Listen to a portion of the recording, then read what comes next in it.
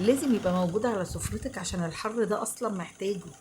الجو حر قوي، كلنا مش عارفين ناكل اي حاجة، فلازم نعمل اي حاجة حرشة وجميلة كده تحفة. بصي طالع دايب وجميل ازاي. اول حاجة كده بتنقي زي ما انت شايفة كده البتنجانة الصغيرة اللي بتلمع كده الطازة الجميلة، علشان ما تبقاش طعمها ممرر ولا اي حاجة، بيبقى طعمها حلو، وبيبقى البذر اللي فيها قليل جدا، ومش بياخد معانا وقت خالص. اول ما تعمليه هتطلعيه وتاكلي منه. اول حاجه معايا كده ميه من الحنفيه، هحط عليها يعني اللتر بياخد معلقه ملح ونص معلقه من الكمون ومعلقتين كبار من الخل على لتر الميه اللي هنسلق فيها البتنجان، وكمان معلقه شطه.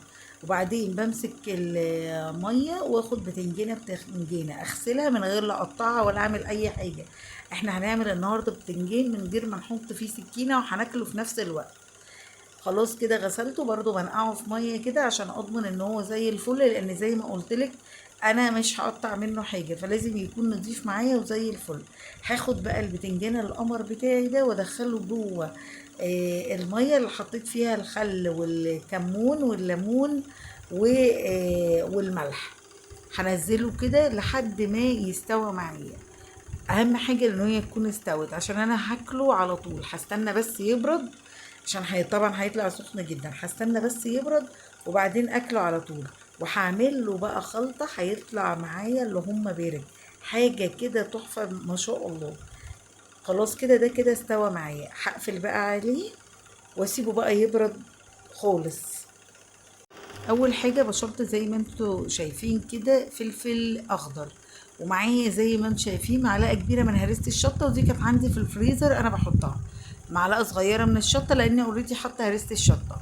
ربع كوبايه من الخل، عصير ليمونتين، معلقتين من الملح، ومعلقه من الكمون، وتقلبي كل الكلام ده في بعضه. وتبتدي بقى ان انتي تحشي البتنجان بتاعك، وثلاث معالق كده من الثوم، بيبقوا تحفة مش قادرة اقول لك يعني. دي كده التتبيلة القمر اللي هتعملي بيها. كده المية بتاعتي بردت وبقت زي الفل. هاخد البتنجان بتاعي اشيل الروز كده، هتطلع معاكي بمنتهى السهولة مادام المية بتاعتي بردت. وهاخد بقى من التتبيلة القمر دي واحشي كده قلب البتنجانة، واحطها عندي بقى في علبة محكمة الغلق. نشيل الراس كده بالراحة خالص، ونحط الحشو جوه ونفتحها بايدينا بمنتهى السهولة. مش هتاخد معانا وقت ابدا ابدا. تقدري بعد ما تحطيه في العلبة بتاعتك تاكليه بقى في ساعتها، ده هيبقى سهل عليكي. بتمنى النهارده وصفتي تكون عجبتكم. متنسونيش لايك وشير وسبسكرايب. اشوفكم ان شاء الله على خير في فيديو جديد. مع السلامة.